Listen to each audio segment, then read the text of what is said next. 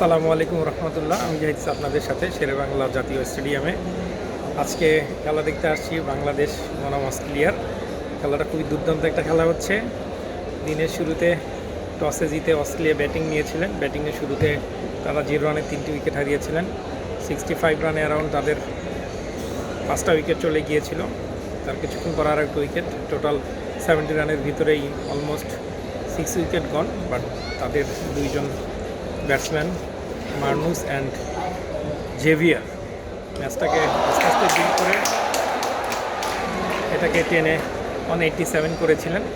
কিন্তু তারপরে প্রচণ্ড বৃষ্টি হয়, প্রচণ্ড 1 ঘন্টার মতো বৃষ্টি হয়। ভেবেছিলাম আজকে হয়তো খেলাটা বন্ধ হয়ে যাবে, বাট পরে আবার খেলা শুরু হয়েছে এবং ডিএল মেথডে বাংলাদেশে টার্গেট দিয়েছে হচ্ছে 192 41 ওভার। সেই এখন বাংলাদেশ ব্যাট করতে নেমে শুরুতে 1 উইকেট হারিয়েছে 0 রানে। তারপর সৌম্য সরকার এবং শান্ত দুর্দান্ত ব্যাটিং করছেন। হোপফুলি বাংলাদেশ আজকে সিরিজ জিতবে। Let's see. আপনাদেরকে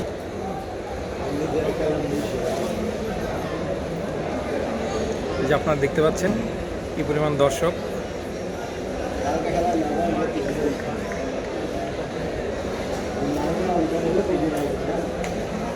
আমি যদি আপনাদের দেখাই, দেখেন এই যে বল করছে, চমৎকারভাবে বলটি ফেস করলেন। এই দিকটায় দর্শক সমাগম বেশি, জায়ান্ট স্ক্রিনের নিচে দর্শকে ভরে গিয়েছে। আমাদের এই গ্যালারিটা একটু ফাঁকা। আজকে থেকে আবার ফুটবলের বিশ্বকাপ শুরু হচ্ছে।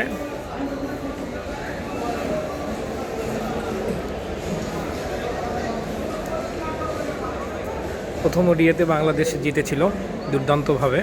21 বছর পর অস্ট্রেলিয়ার সাথে বাংলাদেশ একটা ম্যাচ জিতেছিল। কারণ আপনারা জানেন প্রথম ম্যাচটি জিতেছিল ইংল্যান্ডের কার্ডিফে। সেই ম্যাচটাতে আশরাফুল দুর্দান্ত ব্যাটিং করেছিলেন, আফতাব আহমেদও ভালো ব্যাটিং করেছিলেন। মানে আশরাফুল এখন পর্যন্ত আমাদের সারা বাংলাদেশের মানুষের কাছে অন্য রকম একজন আইকন। সৌম্য সরকার এবং শান্ত দুর্দান্ত ব্যাটিং করছে। বাংলাদেশ এখন 9.4 ওভারে 53 রান করেছেন, 1 উইকেট হারিয়েছেন।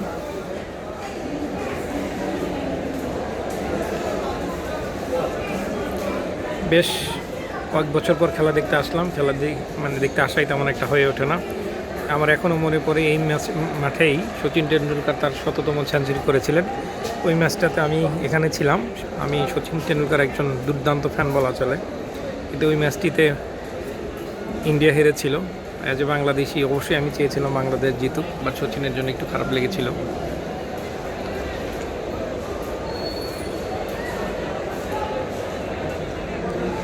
বল করার জন্য এগিয়ে চলছেন, দেখা যাক।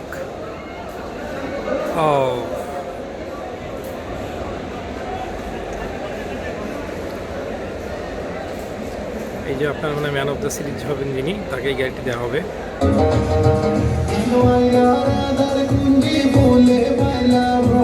মাঝে মাঝে এরকম মিউজিক বাজানো হয়।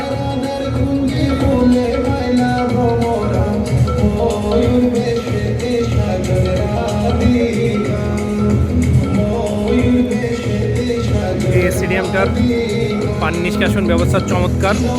এত বেশি বৃষ্টি হয়েছিল যে মনে হয়েছিল খেলা হওয়া আর সম্ভব না, কিন্তু just within 30 minutes they prepared this field perfectly for playing. দেখেন দুর্দান্ত একটি 4 মেরেছে শান্তর। এখন রান হচ্ছে 29, সৌম্য সরকার করছেন 27। তারা দুর্দান্ত খেলছেন।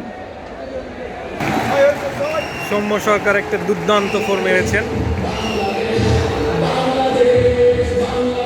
আপনারা দেখেন গ্যালারি ভরে গিয়েছে, দুর্দান্ত ফ্লাড লাইটগুলো। বাংলাদেশ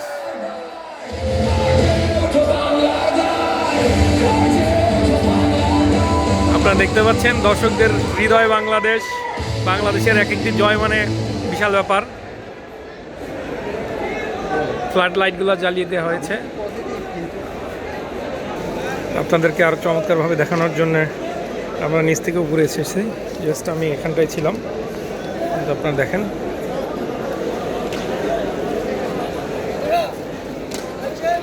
এখান থেকে আরও বেশি ভালো লাগছে। এই দিকটায় দর্শকে ভরে গিয়েছে।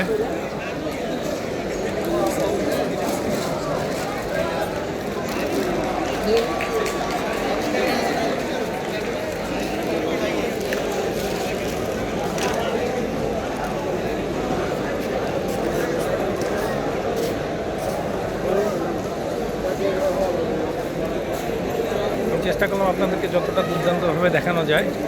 হোপফুলি বাংলাদেশ সিরিজ জিতে যাবে, দুইজনেই দুর্দান্তভাবে ঠান্ডা মাথায় খেলছেন, দেখে শুনেই খেলছেন, আশা করি কোনো প্রবলেম হবে না। দেখা যাক।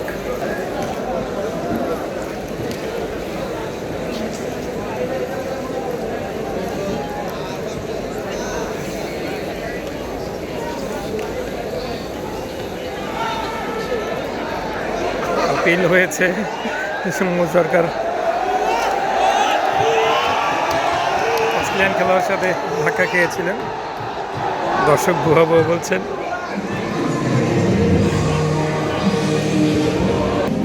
আরেকটা জিনিস আপনাদেরকে দেখাই, যারা আপনি স্ট্রিমে খেলা দেখতে আসেন তারা চিন্তা করেন যে নামাজ পড়বো কিনা, জায়গা আছে কিনা, আদার্স আছে কিনা। এখানে পুজো করারও জায়গা আছে, ওয়াশরুম আছে, ওয়াশরুম যদিও অত ভালো না তেমন একটা, তারপরেও মোটামুটি আছে। কিন্তু আপনারা চাইলেই ইজিলি আপনারা এখানে নামাজ পড়ে নিতে পারবেন। দেখেন এই যেখানে একটা প্রেয়ার প্লেস আছে, এরকম বেশ কয়েক জায়গায় এরকম নামাজের জায়গা আছে, ওই দিকটায় একটা আছে। সো আপনারা কেউ নামাজ পড়তে চাইলে এটা আসলে কোনো প্রবলেমই না, জাস্ট আপনাদের সদিচ্ছা দরকার, চাইলে ইজিলি খেলার ফাঁকে নামাজ পড়ে নিতে পারবেন। মানে আমি প্রথমে ভেবেছিলাম হয়তো সেরকম সুব্যবস্থা নেই, বাট একজন পুলিশ ভাইকে জিজ্ঞেস করার পর তিনি আমাকে দেখিয়ে দিয়েছিলেন।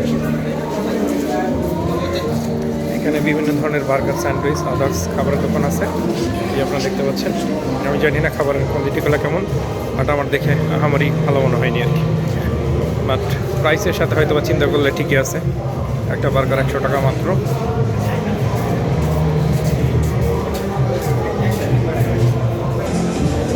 আমি চেষ্টা করেছি আপনাদেরকে যতটা দেখানো যায়, জানি না কতটা দেখাতে পেরেছি।